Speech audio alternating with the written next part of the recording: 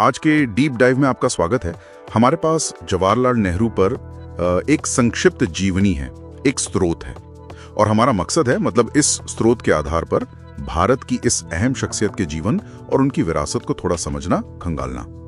तो स्रोत शुरू करता है उनके जन्म से 14 नवंबर 1879 इलाहाबाद में। जी हाँ, और उनकी मृत्यु का जिक्र है 27 मई 1964। एक बात जो साधा सा उभर कर आती है वो है उनका परिवार। काफी संपन्न परिवार से थे। हाँ, उनके पिता मोतीलाल नेहरू वो खुद भी एक जाने माने वकील और स्वतंत्रता सेनानी थे। बिल्कुल। तो ये जो पृष्ठभूमि है, क्या स्रोत बताता है कि इसने उनके जीवन को कैसे प्रभावित किया? हाँ, ये एक अहम बिंदु है। स्रोत के अनुसार उनकी शुरुआती पढ़ाई तो भारत में हुई, लेकिन फिर वो इंग्लैंड गए, हैरो स्कूल जो काफी प्रतिष्ठित है, और फिर कैम्ब्रिज विश्वविद्यालय। और उसके बाद बारट लॉ की डिग्री भी ली इनर टेम्पल से। अच्छा। तो ये जो एक तरह की पश्चिमी शिक्षा है और वो विशेषाधिकार वाली पृष्ठभूमि, स्रोत कहीं ना कहीं इसे उनके शुरुआती राजनीतिक झुकाव से जोड़ता दिखता है। तो ये शिक्षा ये उन्हें राजनीति की तरफ कैसे ले गई? स्रोत क्या कहता है इस बारे में? स्रोत के मुताबिक जब वो भारत लौटे तो वो भारतीय राष्ट्रीय कांग्रेस में शामिल हो गए, और यहीं पर उनका महात्मा गांधी से संपर्क हुआ। वो उनके काफी करीबी सहयोगी बन गए। अच्छा।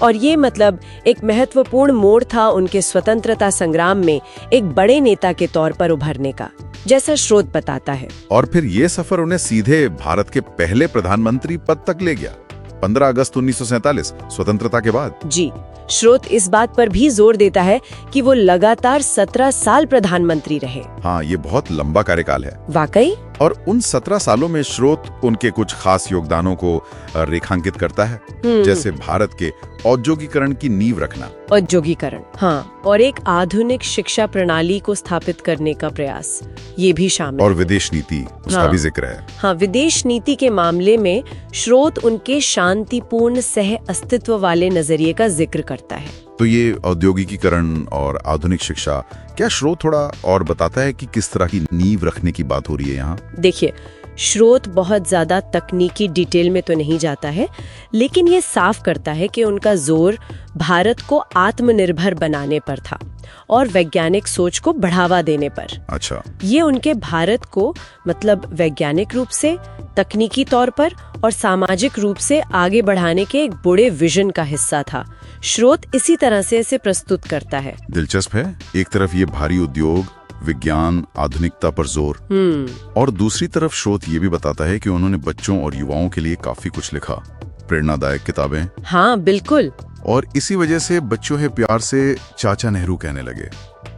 ये पहलू उनके व्यक्तित्व के बारे में क्या कहता है? हाँ, ये एक दिलचस्प पहलू है। स्रोत उनके व्यक्तित्व को काफी दूरदर्शी और आदर्शों पर चलने वाला बताता है, और युवाओं में शिक्षा और नैतिक मूल्यों को लेकर जो उनका आग्रह था वो इस चाचा नेहरू वाली छवि से जुड़ता है।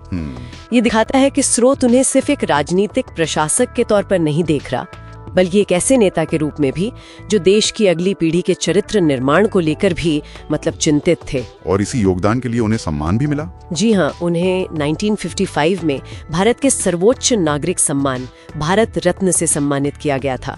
इसका जिक्र स्रोत में है। तो अगर हम इस सारी जानकारी को देखें तो स्रोत हमें नेहरू की एक ऐसी तस्वीर दिखाता है जो उच्च शिक्षित हैं, एक राजनीतिक परिवार से आते हैं, और जिन्होंने भारत के पहले प्रधानमंत्री के तौर पर एक बहुत लंबे कार्यकाल में आधुनिक भारत की नींव रखी। सही कहा, बिल्कुल यही तस्वीर उभरती है। और यहीं से एक सोचने वाली बात भी निकलती है, जो स्रोत हमें सीधे तौर पर तो नहीं बताता, पर सोचने पर मजबूर करता है। क्या? कि उनका इतना लंबा कार्यकाल और उनकी जो खास प्राथमिकताएं थीं, जैसे भारी उद्योग पर जोर या एक खास तरह की आधुनिक शिक्षा प्रणाली, इन्होंने स्वतंत्रता के बाद भारत के शुरुआती रास्ते तो कैसे ढाला होगा? अच्छा, अगर प्राथमिकताएं कुछ और होती तो? हाँ, बिल्कुल। अगर उस नाजुक दौर में जब देश बनी रहा था, नेतृत्व की प्राथमिकताएं थोड़ी अलग होती, तो आज भारत का स्वरूप कैसा होता? ये वाकई सोचने वाली बात है। जी, ये एक ऐसा सवाल है जिस पर ये स्रोत हमें सोचने के लिए छोड़ देता है।